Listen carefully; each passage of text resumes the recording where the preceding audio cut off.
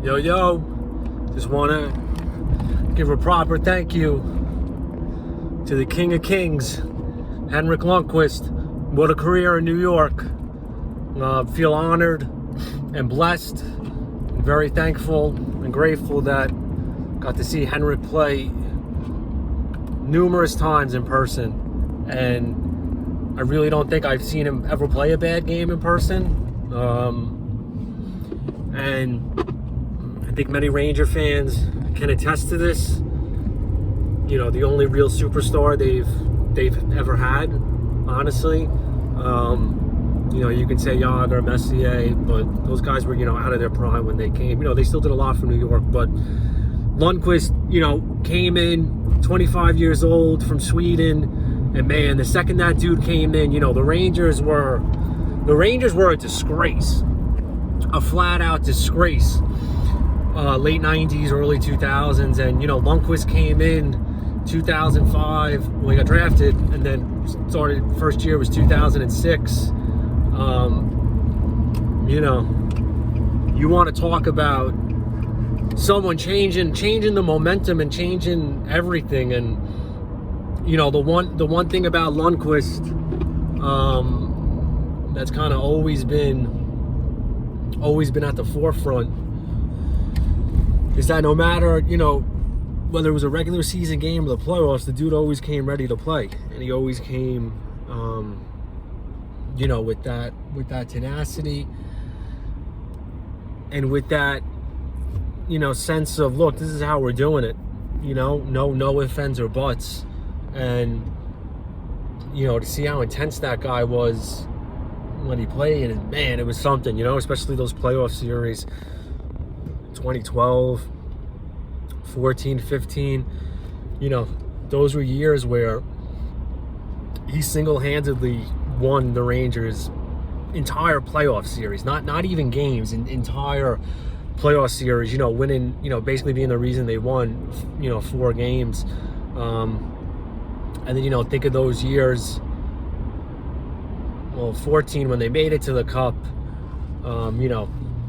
losing overtime games. The Kings were still a better team, but something seeing Lundqvist play,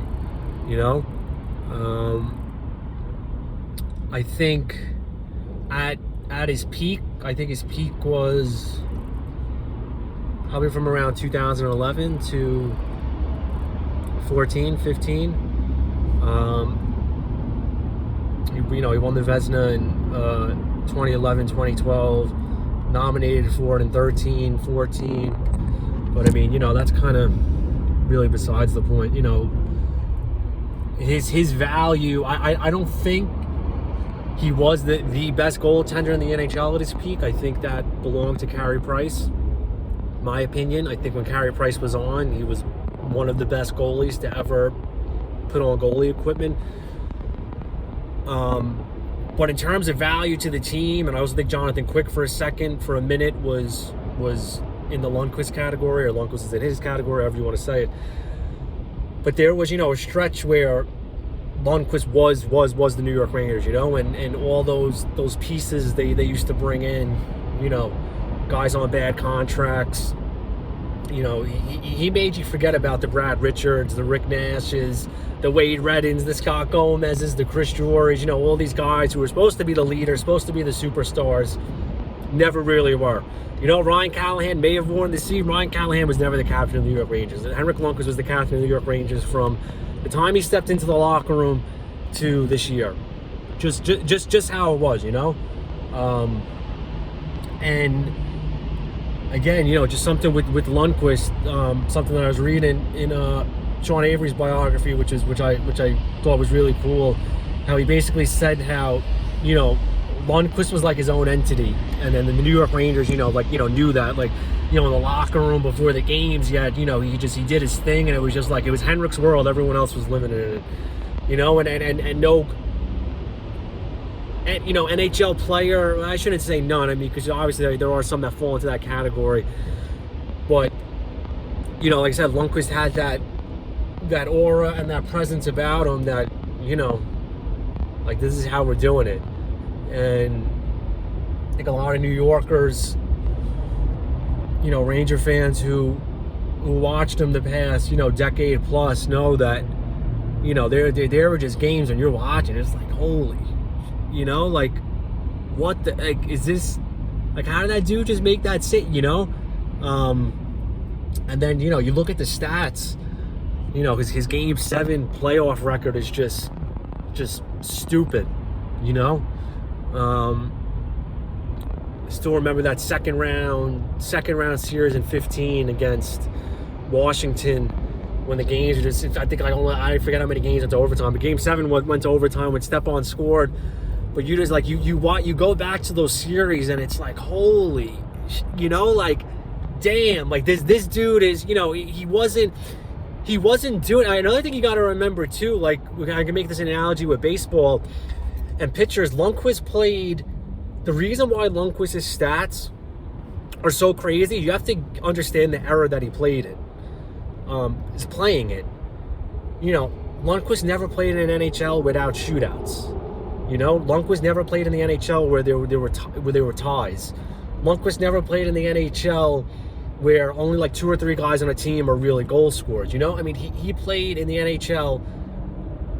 Playing in the NHL because I'm assuming he's going to find a team. I think St. Louis will go to. That's my prediction. Lundqvist played in was playing in the NHL at the peak of its offensive prowess. And you look at the division, the Caps, the Penguins, like, look who he's playing against. And it was those years when the Flyers were really good.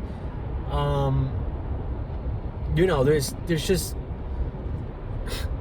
really nothing like it. And it's think of it like almost like a Pedro Martinez pitching in the AL East at the height of the steroid era. And it's like, Pedro put up those numbers when steroids were, basically out in the open, and every team in the AL had a DH with forearms the size of, I don't even know, like, just really big, just monsters, and I know Ovechkin has the most goals ever against Lundqvist, and that's because he played against them so many times, and Ovechkin shoots the puck 18 times a game, but what a career by Henrik. If he goes to another team, he goes to Sweden, he retires, it doesn't matter. That jersey's getting put up in the rafters at some day, and it's like I said, just really thankful and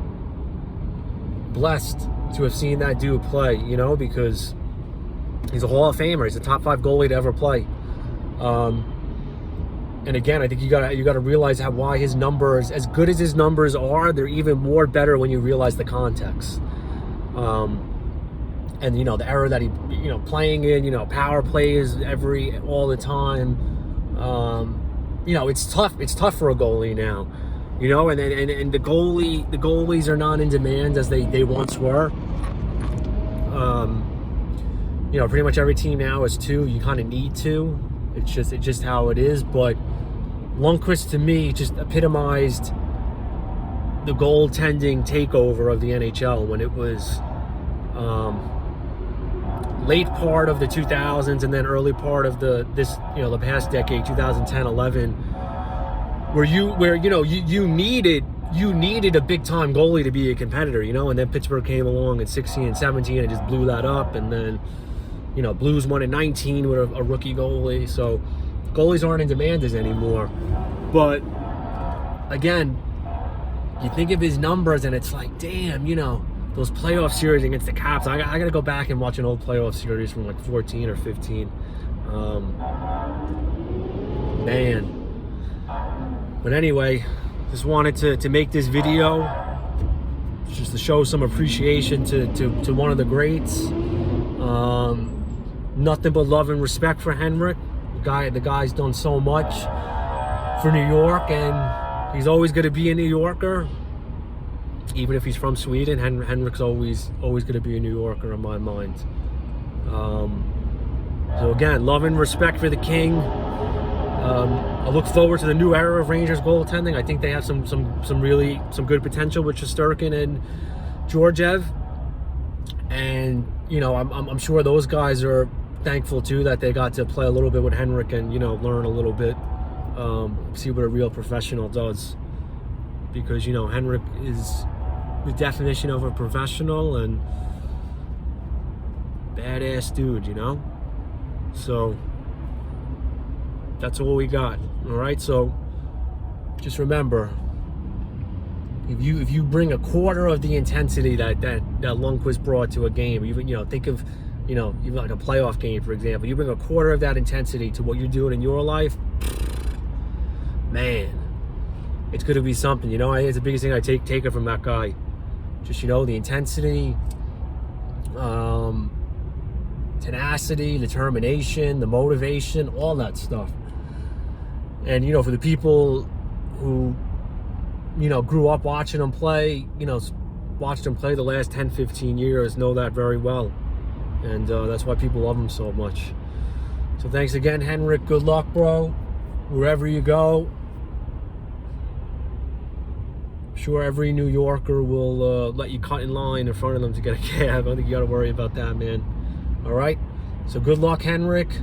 Thanks for everything. Gonna be watching your highlights for years to come. And, you know, can't wait to tell, like, the younger generation, like, oh, I got to see Henrik play, bro, you know? Got to see the king of New York. Johnny Sack, move over, baby. Henrik's always the king of New York. Always, always, always. All right? So that's what we got today. Nod to the king. Farewell, bro. We're going to keep the kingdom intact. All right? Peace.